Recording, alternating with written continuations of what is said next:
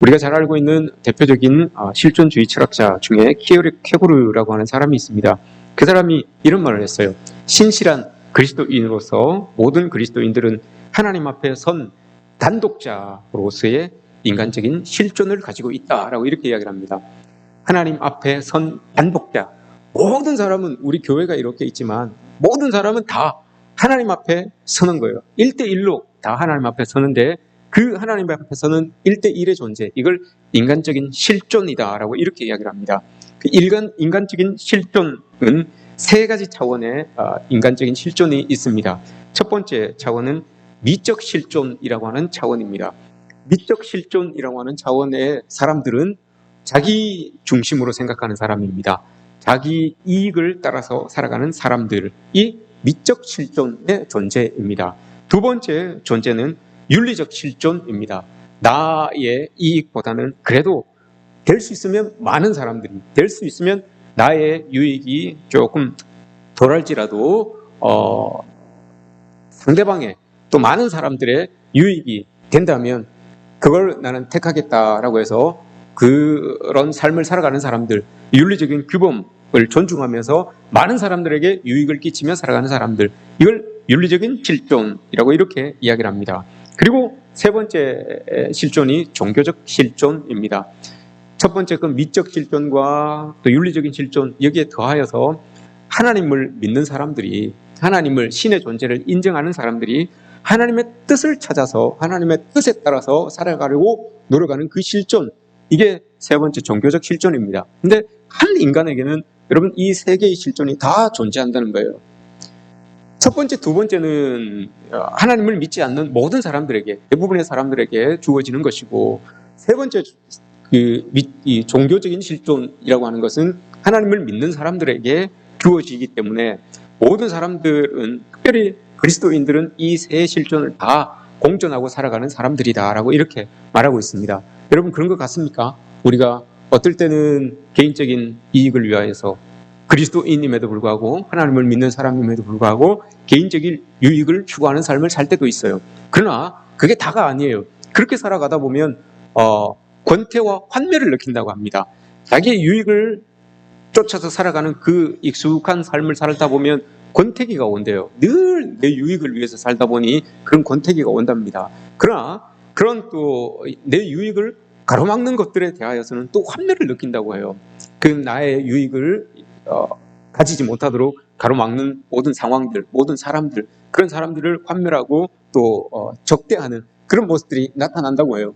그리스도인들에게도 여러분 이런 모습들은 있죠.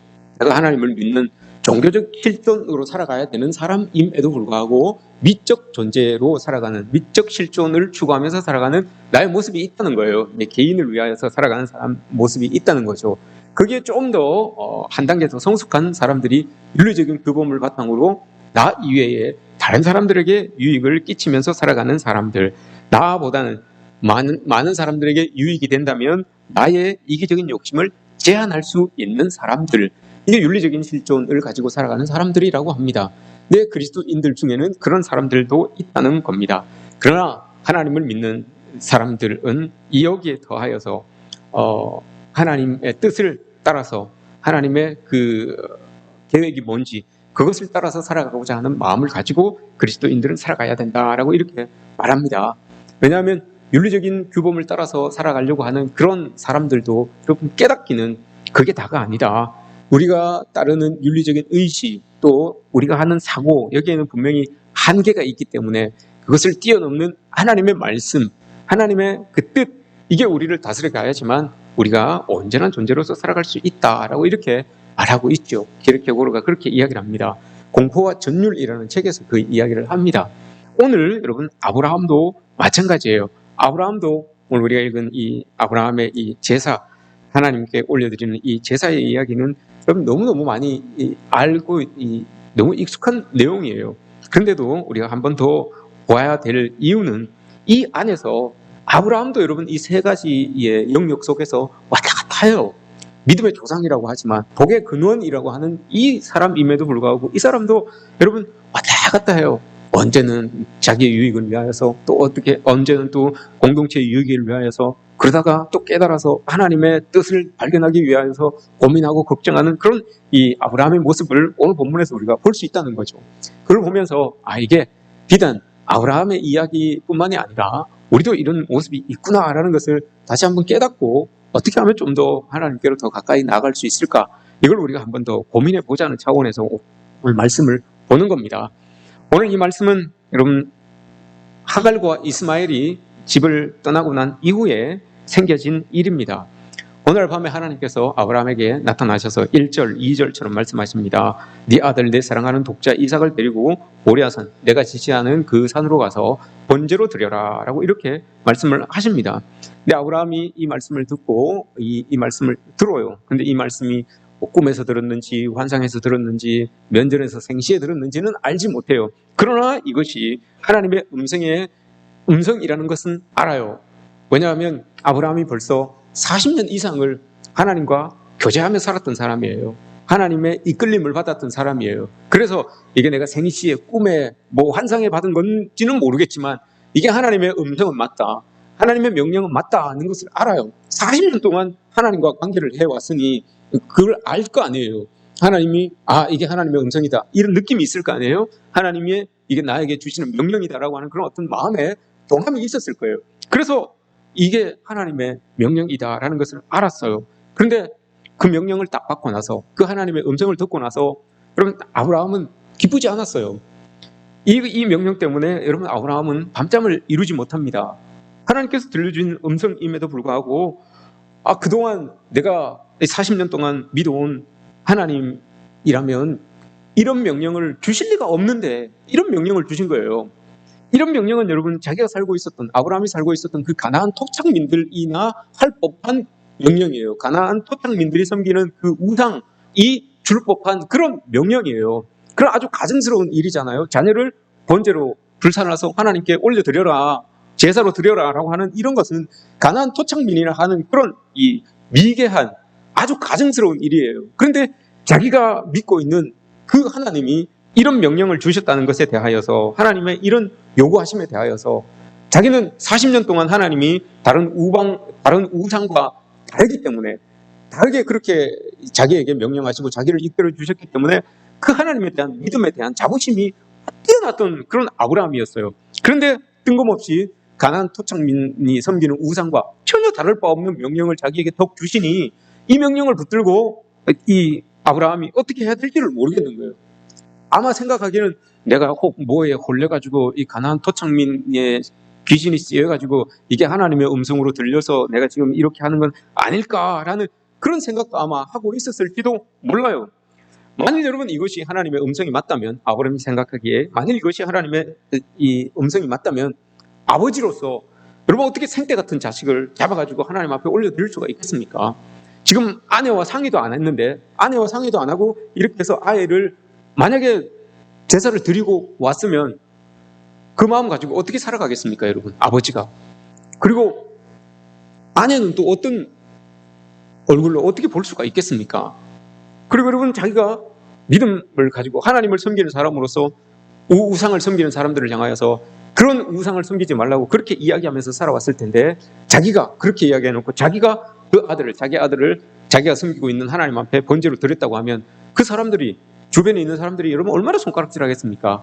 네가 그렇게 우리를 향하여서 욕하더니 정작 네가 그렇게 하나님 앞에 네 자식을 제물로 바쳤느냐, 이렇게 비난을 아마 받았을 겁니다.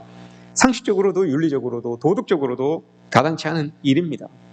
이걸 아브라함이 마음속에 이제 받아든 거죠. 여러분 이게 아브라함 이야기가 아니에요. 이게 다 우리 이야기예요.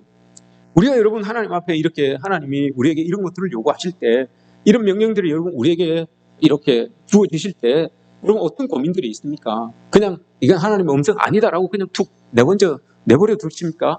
아니면 그걸 가지고 어떻게 하십니까? 누구에게 물어봅니까? 이게 여러분 우리 이야기라니까요. 하나님께서 우리에게 이런 명령을 주셨다면 여러분 어떻게 하실 거예요? 그걸 우리가 보자는 겁니다. 아브라함이 밤잠을 이루지 못하고, 여러분 3절에서 아브라함이 일찍이 일어났다고 그랬어요. 아브라함이 아침에 일찍이 일어나. 그죠? 여기서 일찍이 일어났다는 건 여러분 잠 푹 자고 새벽 되어서 아침에 일찍 일어나서 새벽 예배 가듯이 일찍 일어나서 그렇게 갔다는 게 아니에요. 여기서 일찍이 일어났다라고 하는 것은 잠에서 깨어났다라는 그런 의미보다는 다음 행동을 하기 위하여서 몸을 움직이기 시작했다는 거예요. 다음 행동을 하기 위하여서 하나님께로 받은 명령은 분명한데 이게 아직까지 내 마음에 와닿지는 않아요. 확실하게 이게 믿음으로 받아지지는 않아요. 그럼에도 불구하고 하나님의 명령이라는 것을 알기 때문에 몸은 움직여야 되는 거예요. 마음은 따르지 않는데 그래도 몸은 움직여야 되지. 어떻게 하겠습니까? 여러분 이런 것들 때문에 고민해보고 밤잠을 설쳐보신 분이라면 이게 얼마나 고통스러운 건지 알아요, 여러분. 밤에 잠을 청하여도 잠이 안 오고 머릿속에는 계속 이 해결되지 않은 문제로 계속 머릿속에 뱅뱅 돌고 하면 새벽이 되면 여러분 머리는 깨질 듯이 아프고 몸은 천근만근 무거워요. 그러나 잠은 오지 않아요. 그럼 여러분 그걸 이겨내기 위해서라도 이렇게 일어나서 뒤척여요. 일어나서 몸을 움직이게 됩니다. 오늘 본문을 보세요. 그가 일어나서 나귀도 자기가 직접 데리고 와서 안장도 자기가 직접 이렇게 지웁니다. 그리고 장작도 자기가 그 번제에 쓸 장작도 자기가 직접 해요. 종들이 있음에도 불구하고 자기가 하는 거예요. 왜 그랬겠습니까, 여러분? 그렇게라도 자기는 지금 그 마음속에 던져지고 있는 그 질문, 이게 과연 하나님께서 주신 질문인가? 이게 과연 하나님께 내가 어떻게 이 명령에 대하여, 이 요구에 대하여서 내가 어떻게 대답을 해야 될까? 그걸 가지고 계속 고민하는 거죠. 그 고민을 잠시라도 잊기 위하여서 몸을 놀리는 거예요. 자기 몸을 놀려서 나게 안장도 지우고 도끼로 장작도 패보고 하고 있는 거죠. 아마 모르긴 몰라도 눈을 들어서 정신 차리고 봤을 때 그 장작이 아마 온 마당에 가득 차지 않았을까 싶습니다. 정신없이 장작만 팼겠죠. 이거 어떻게 해야 되나? 이거 어떻게 해야 되나? 그게 정신이 팔려서 계속 패다 보니 아마 장작이 아마 산더미처럼 쌓여 있었을 거예요. 그리고 정신을 차리고 갑니다. 아브라함이 내린 결론이죠. 그래도 이게 하나님의 명령을 내가 이해할 수는 없지만 어떻게 이해가 됩니까, 여러분? 내 아들을, 내 독자, 내 사랑하는 아들을 번제로 바치라고 하는데 이게 어떻게 이해가 됩니까? 그런데 이해는 할 수 없지만 하나님께서 주신 명령은 맞다. 그렇게 마음에 담고 그래서 일단 가면서 내가 한번 생각해보자. 하나님께서 어떤 모습을 또 보여주실지 모르니 가면서 한번 생각해보자 라고 하면서 여러분 그렇게 일어나서 아마 아들과 함께 모리아산을 향하여서 갔던 것 아닐까 하는 그런 마음을 가지고 있습니다. 부엘세바에서 아브라함이 여러분 지금 살고 있는 이 부엘세바에서 모리아산까지는 80km 정도 돼요. 80km 정도 되면 이틀 정도 걸어가면 갈 수가 있는 거리죠. 근데 오늘 4절 말씀을 보시면 제3일에 그죠? 제3일에 아브라함이 눈을 들어 그곳을 멀리 바라본지라 3일 동안 갔는데 이렇게 서서 보니까 저 멀리에 모리아산 봉우리가 이렇게 보이는 거예요. 이틀 만에 갈 수 있는 거리인데도 3일 만에 갔어요. 근데 도착한 것이 아니라 저 멀리에서 또 얼마를 더 가야 될지 몰라요. 저 멀리에 모리아산 봉우리가 보이는 거예요. 여러분 왜 그랬겠습니까, 여러분? 아브라함은 아직까지도 자기에게 던진 이 질문이 해결되지 않았어요. 그래서 될 수 있으면 그 시간을 좀 딜레이 시켜서 하나님의 말씀을 깨닫고 받고 이해했으면 좋겠다라고 하는 그런 마음이 있었던 거죠. 그래서 걸어가면서도 계속해서 이 질문을 던진 거죠. 하나님 왜 이 명령을 나에게 주셨습니까? 하나님 왜 뜬금없이 이런 요구를 나에게 하십니까? 이거 도대체 뭡니까? 하나님께로부터 온 게 맞습니까? 아닙니까? 계속해서 아마 그 질문을 던졌을 거예요. 그러다 보니 자연스럽게 여러분 이 발걸음이 무엇일 수밖에 없는 거죠. 그러다 보니 이틀 만에 갈 수 있는 거리를 3일에 갔어요. 그리고 아직까지 도착한 것도 아니에요. 저 멀리 아직까지 그 모리아산 봉우리가 이렇게 보이고 있는 거예요. 그럼 어떻게 해야 되겠습니까, 여러분? 수많은 그 질문이 지금 마음속에 계속 반복적으로 던져집니다. 어찌해야 됩니까, 여러분? 결정하지도 못한 채 그곳으로 그냥 발을 한 발짝 한 발짝 이렇게 옮겨가고 있는 거예요. 그 심정을 여러분 한번 생각해 보셨습니까? 우리가 여러분 믿음 생활이라고 하는 것이 이런 것 아니겠습니까? 이런 심정을 한번 여러분 생각해 보십시오. 그 하나님의 명령이라고 하는 그것을 행해야 되는 그 목적지는 가까워 오고 있어요. 그런데 아직 나의 마음은 순종해야 될지 말아야 될지 아직 결정하지 않았어요. 그런데도 이게 하나님의 뜻인 건 알고 있어요. 그래서 발걸음이 나도 모르게 발걸음이 계속 그 목적지를 향하여서 한 걸음 한 걸음 하고 있어요. 그럼 이걸 어떻게 해야 됩니까? 내 마음에 확신은 안 서는데 이건 또 하나님의 명령인 것은 맞는데 거부할 수도 없고 거부하자니 안 되고 내 발걸음은 또 종교적인 그런 믿음이 있기 때문에 종교적인 실존이 있기 때문에 하나님을 향하여서 내 발걸음은 또 한 걸음 한 걸음 하고 있어요. 이걸 여러분 어떻게 해야 됩니까?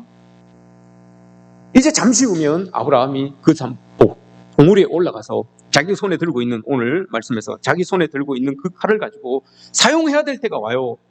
그 칼을 가지고 여러분 사용을 해야 돼요. 그 칼을 가지고 자기 아들을 찌르든지 아니면 하나님을 찌르든지 이건 해야 돼요. 그런데 이 둘도 다 여러분 두렵지 않은 것이 없어요. 하나님을 찌르자니 40년 동안 자기를 이끌어 주신 그 하나님, 자기에게 명령을 하고 요구하시고 또 이끌어 주시고 자기를 도와주신 그 하나님을 여러분 그 칼로 잘라버리자니 그것도 두려운 일이에요. 그렇지만 또 하나님의 명령을 받아서 자기 아들을 찌르자니 그것도 또 두려운 일이에요. 내 생태 같은 아들을 내 손으로 탁 이렇게 했을 때 과연 그렇게 하고 난 다음에 내가 어떻게 집으로 돌아와서 살아가야 할지, 이 모든 것들이 다 아브라함에게는 지금 두려움으로 이렇게 오고 있는 거예요. 사실 여러분 두렵지 않습니까? 이제 내가 내 손에 들고 있는 그 칼을 가지고 여러분 선택해야 됩니다. 여러분들도 여러분들이 들고 있는 그 칼을 가지고 선택을 해야 돼요. 어떻게 선택을 할 겁니까, 여러분? 하나님을 찌를 겁니까? 아니면 아들을 찌를 겁니까? 어떻게 해야 됩니까? 이게 우리의 고민이고 우리의 여러분 두려움 아니겠습니까? 그렇게 들고 올라가요. 그렇게 산으로 올라가는데 여러분 이삭이 뜬금없이 질문을 합니다. 아버지, 번제할 어린 양이 어디 있습니까? 이렇게 물어봐요. 아브라함은 아마 마음속에 가슴이 아마 철렁 내려앉았을 거예요.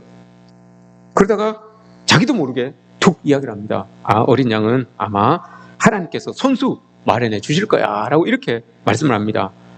아브라함이 아마 여러분 이 말씀은 믿음으로 대답했다기보다는 성격결에 툭 튀어나온 그런 말일 겁니다. 아직 순종하지 말지 결정도 못했어요. 결정하지 않았어요. 그렇기 때문에 그에게는 대답해 줄 말이 없었어요. 그런데 그 말이 툭 튀어나온 거예요. 그 말을 뱉어놓고 산으로 올라가면서 아브라함은 속으로 그렇게 생각했을 겁니다. 자기가 뱉은 이 말이 하나님께서 손수 마련해 주실 거야 라고 했던 그 말이 계속해서 여러분 귓전에 맴돌았을 거예요. 이게 맞네. 자기가 지금까지 오면서 던졌던 그 마음에 던졌던 그 질문에 대한 대답처럼 느껴졌던 거예요. 그래, 하나님이 뭔가를 준비해 주시겠지라고 하는 그 대답이 이 마음속 깊숙이에 있었던 거죠. 근데 그 마음이 고백처럼 툭 튀어나온 거예요. 원래 여러분 심층 심리학에서 이야기하기를 무의식 중에 내뱉은 그 말에 진심이 더 많이 들어있다라고 이렇게 이야기를 하잖아요. 무의식 중에 우리가 한마디 툭 던지면 그 말이 그 사람의 본심일 때가 많아요. 그래서 취중진담이라는 말도 있잖아요. 의식이 별로 없을 때 나오는 말들이 그게 진심이다, 마음속에 담겨져 있는 말이다라고 하잖아요. 아브라함도 그랬을 것 같아요. 그런 심층 심리학의 바탕을 두고 이야기했다면 그가 40년 동안 믿어온 그 하나님은 뭔가를 요구할 때, 뭔가를 명령할 때 뭘 준비해 놓고 그렇게 하신 분이었지, 아무것도 준비하지 않고 아무것도 대비해 놓지 않고 요구하시든지 명령하시든지 했던 적이 없었던 거예요. 그러니 아브라함은 그게 마음속 깊숙이 믿음으로 자리하고 있었는데 그 말이, 그 믿음이 입으로, 나도 모르는 사이에 입으로 툭 고백이 되어진 거예요. 고백이 된 거예요. 그래서 그 믿음의 길을 끝까지 그 말을 하고 난 다음에 이 아브라함은 끝까지 그 봉우리에 올라가서 제단에서 아들을 잡으려고 하는 그 액션까지 취할 수가 있었던 거죠. 맞아, 내가 믿고 있었던 그 하나님, 내가 40년 동안 믿어왔던 그 하나님은 어떤 것들을 요구하실 때, 어떤 것들을 명령하실 때 뭘 준비해 놓지 않고 명령하신 적이 없다, 무언가를 대비해 놓지 않고 나에게 요구한 것이 없다라는 것을 이 아브라함은 그 자기가 내뱉은, 무의식 중에 내뱉은 그 말을 통하여서 다시 깨닫게 된 거예요. 다시 확신하게 된 거예요. 그래서 아들을 데리고 올라가서 번제단에 눕혀놓고 칼을 들고 잡으려고 하는 그 액션까지 갈 수가 있었던 거예요. 그렇지 않았으면 여러분 아마 그렇지 못했을 거예요. 근데 그 확신이 있었기 때문에 뭔가를 준비해 주실 것이다 라는 그런 확신이 있었기 때문에 그 아들을 칼로 이렇게 내리치려고 하는 그 액션까지 갈 수 있었던 것 아니겠습니까? 그래서 여러분 마침내 하나님 그 마음의 고백대로 하나님께서 준비해 놓으신 순양으로 번제를 드리고 둘이 살아있는 모습으로 다시 돌아옵니다. 이게 여러분 오늘 스토리잖아요. 인간은 여러분, 우리 모두는 다 이렇게 종교적인 실존으로 살아가게끔 하나님께서 우리를 만들어 두셨어요. 태초에 우리를 만들어 두실 때 그렇게 만들어 두셨어요. 하나님의 말씀과 하나님의 뜻에 따라서 하나님과 함께 살아가도록 그렇게 만들어 두셨습니다. 그런데 그 만들어 두셨던 존재들이 아담과 하와로 인하여서, 아담과 하와가 선악을 알게 하는 그 나무의 열매를 먹음으로 인하여서, 그것은 여러분 내가 종교적인 실존으로서만 살아가지 않겠다라고 하는 그런 이 결정인 거예요. 결정인 거예요. 내가 하나님께서 만들어 놓으신 이 모습대로만 나는 살지 않겠다.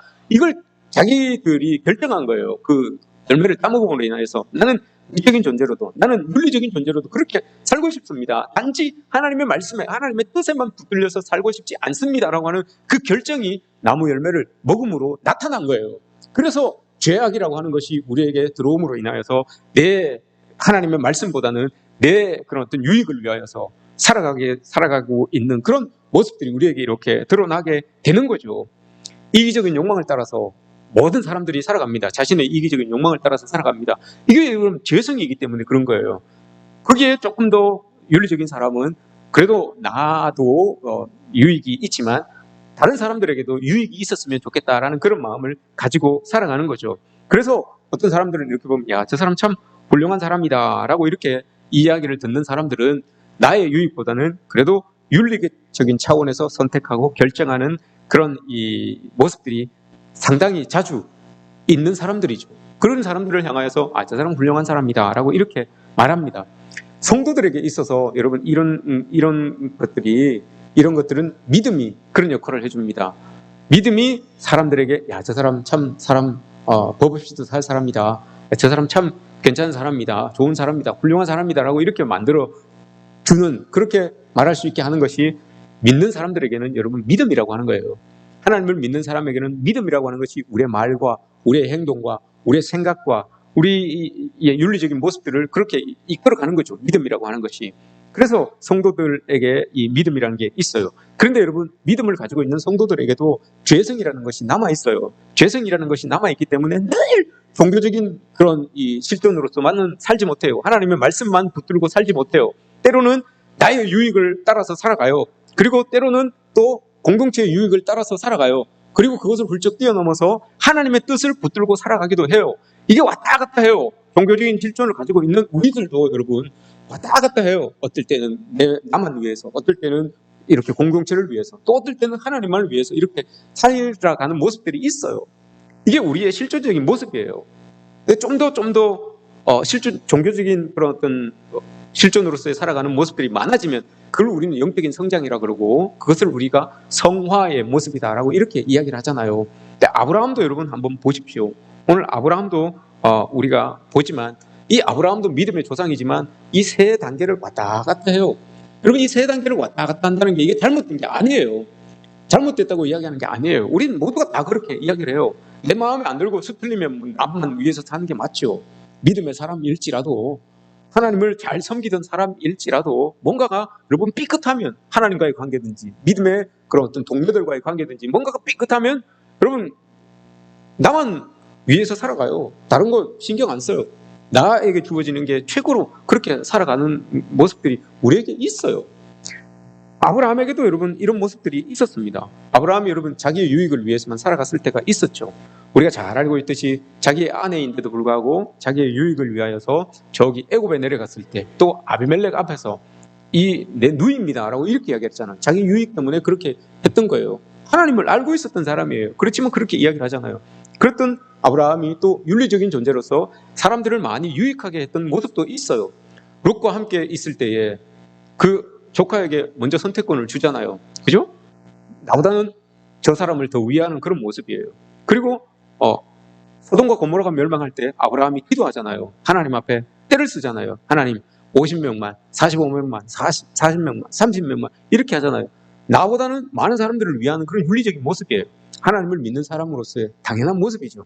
여기에서 더 나가서 종교적인 모습을 가진 아브라함의 모습도 있어요. 하나님의 말씀만 믿고 움직이는 아브라함의 모습도 있죠. 그가 처음 하나님을 믿고 그 집을 나섰을 때, 본토 친척 아버지 집을 떠날 때 하나님만 믿고 떠난 거예요. 다른 어떤 것도 없어요. 나의 유익도 아니고 다른 사람들의 유익도 아니에요.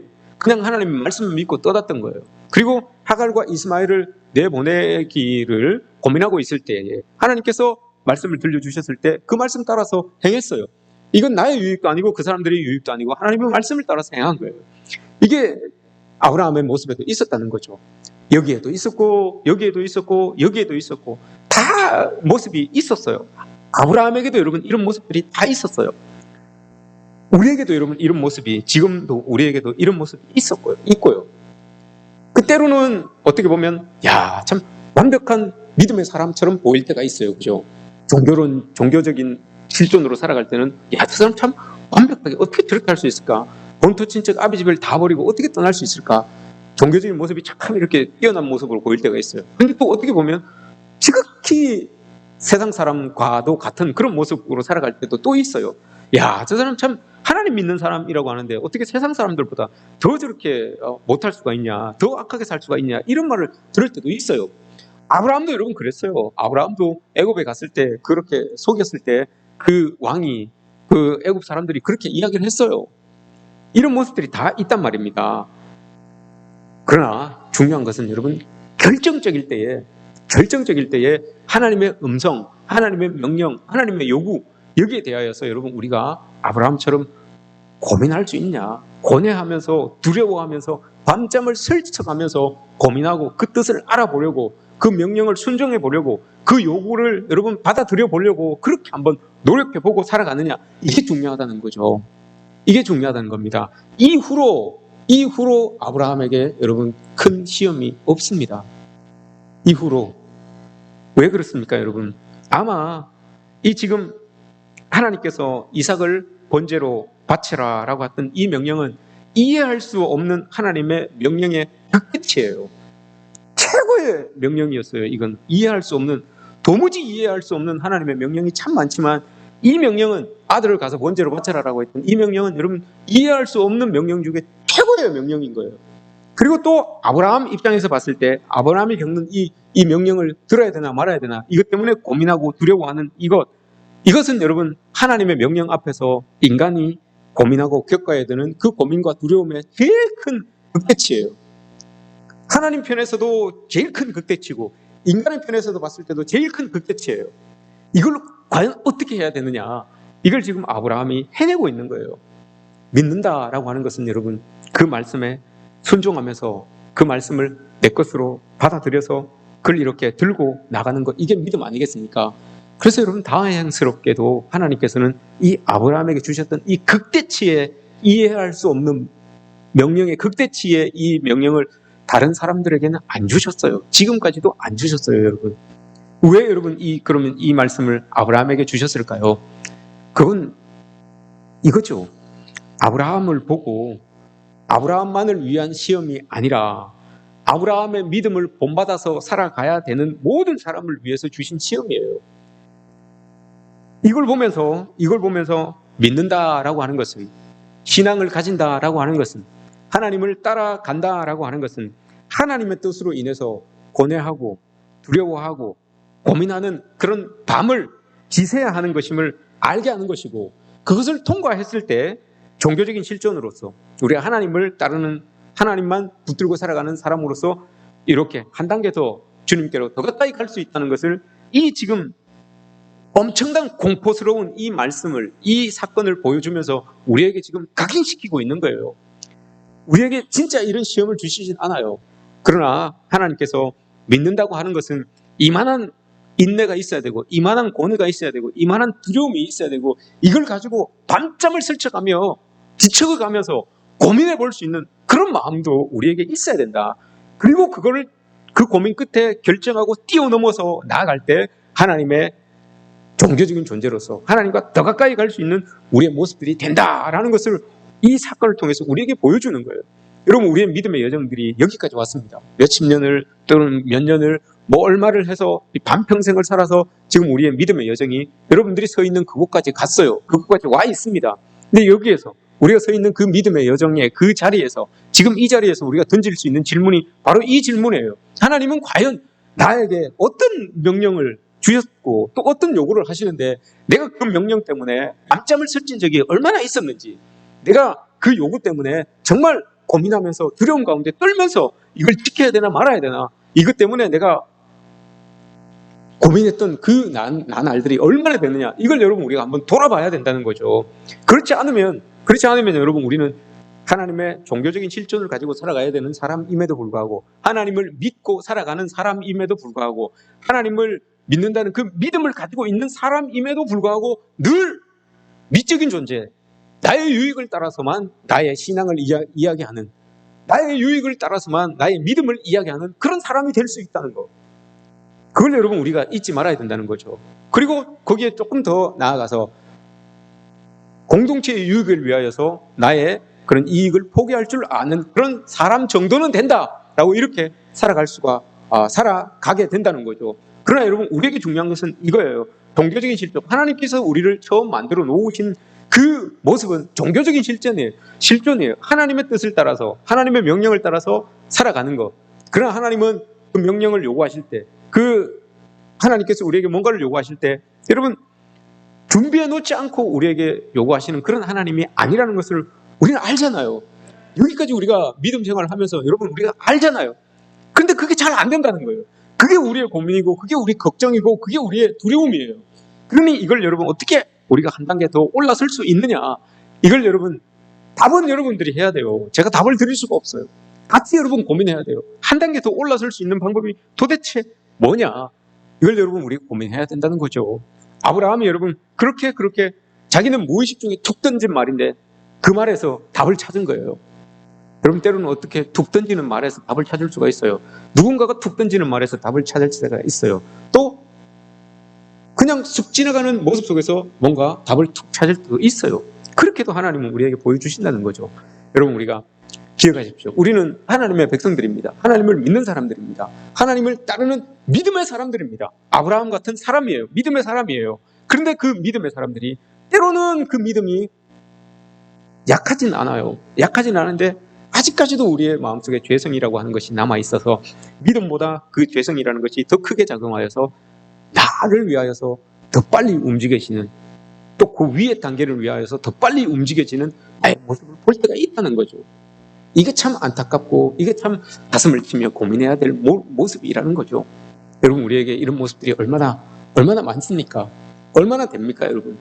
믿음을 가지고 산다고 하는데도 불구하고 아직까지 미적 존재에 사로잡혀서, 아직까지 윤리적 존재에 사로잡혀서 하나님의 말씀이 나를 좌지우지하는 것보다는 아직까지 나의 유익이, 또 공동체의 유익이 나의 삶을 좌지우지하는 그런 모습들이 우리에게 많이 있지는 않은가라고 하는 그것을 우리가 보게 됩니다. 여러분 오늘도 우리가 여러분 그 작은 고민을 가지고 하나님 앞에 순종의 모습으로 이렇게 나와 있잖아요. 이 좋은 날 예배드리고 또 열심을 다하여서 하나님께 헌금을 바치고 하는, 이게 여러분 작은 이 하나님의 명령에 대한 작은 순종의 모습들이에요. 이런 모습들이 모아지면 더 큰 순종, 더 큰 시험 앞에서도 당당하게 이런 것들을 이겨내면서 살아갈 수가 있게 되는 거죠.